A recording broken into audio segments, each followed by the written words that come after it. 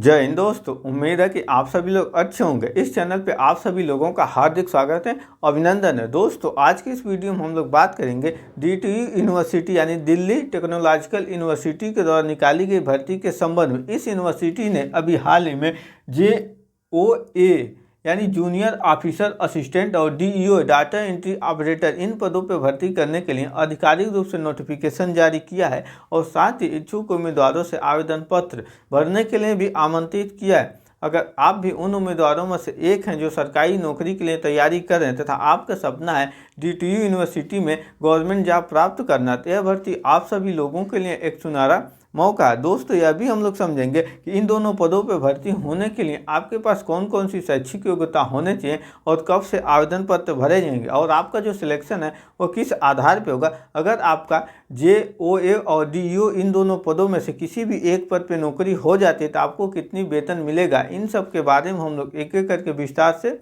समझेंगे।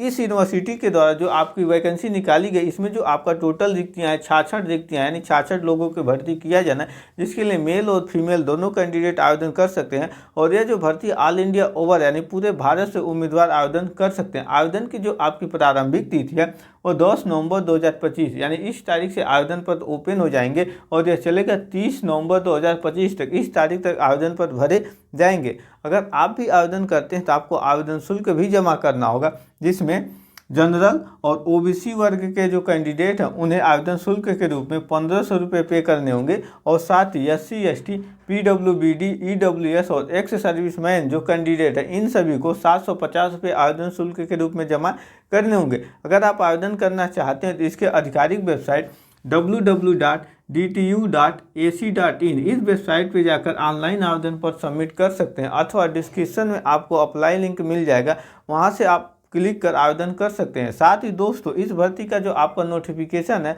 उसका भी लिंक आपको डिस्क्रिप्शन में मिल जाएगा, वहाँ से नोटिफिकेशन को डाउनलोड कर यहाँ पे बताई गई जानकारी के अलावा अन्य जानकारी भी आपसे लोग डिस्क्रिप्शन नोटिफिकेशन से देख सकते हैं। तो इस पद के लिए यानी जो आपका JO पद है, इसके लिए अब हम लोग देखते हैं कि इन पदों के लिए आपके पास कौन कौन सी शैक्षिक योग्यता होनी चाहिए। इसमें जो आपका फर्स्ट पद है जूनियर ऑफिसर असिस्टेंट का, इसके लिए आपके पास ग्रेजुएशन डिग्री होना चाहिए यानी आप ग्रेजुएशन यानी स्नातक डिग्री आपके पास होना चाहिए और साथ ही आपको टाइपिंग भी आना चाहिए।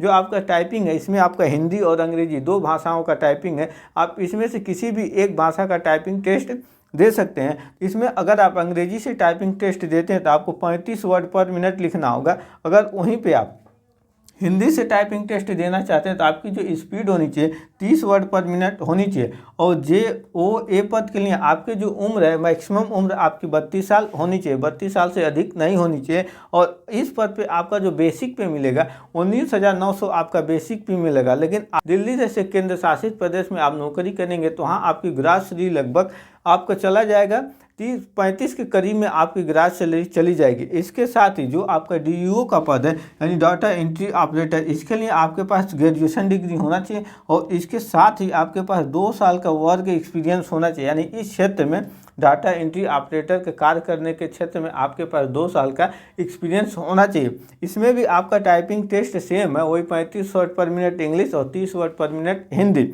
इसके साथ ही आपका जो उम्र होनी चाहिए मैक्सिमम आपकी उम्र 35 साल है इस पद के लिए।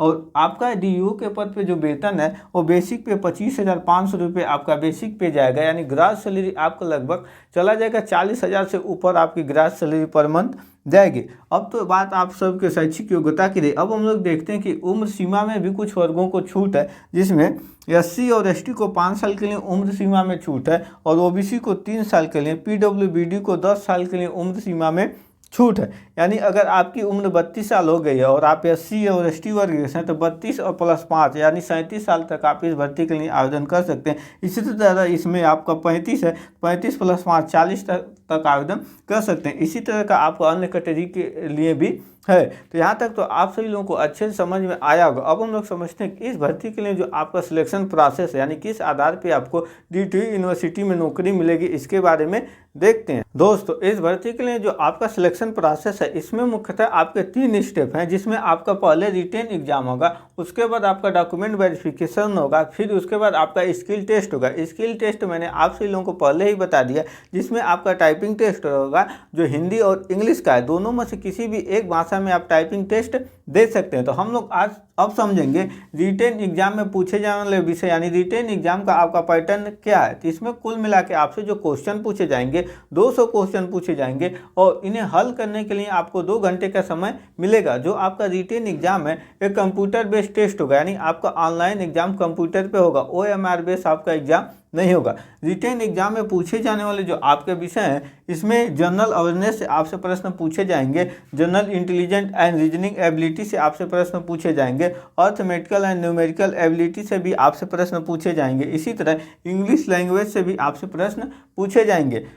इस रिटेन एग्जाम में नेगेटिव मार्किंग है। अगर आप किसी भी प्रश्न का उत्तर गलत देते हैं तो आपके नंबर की कटौती की जाएगी, जो आपके 0.25 अंक की कटौती की जाएगी प्रत्येक एक रॉन्ग आंसर पे। आई होप आप सभी लोगों को आज का वीडियो अच्छे समझ में आया होगा। अगर आपको वीडियो इन्फॉर्मेटिव लगा तो चैनल को जरूर सब्सक्राइब करें और अपने दोस्तों के साथ भी ज़्यादा से ज़्यादा शेयर करें। मिलेंगे इसी तरह की जॉब रिलेटेड नेक्स्ट वीडियो में।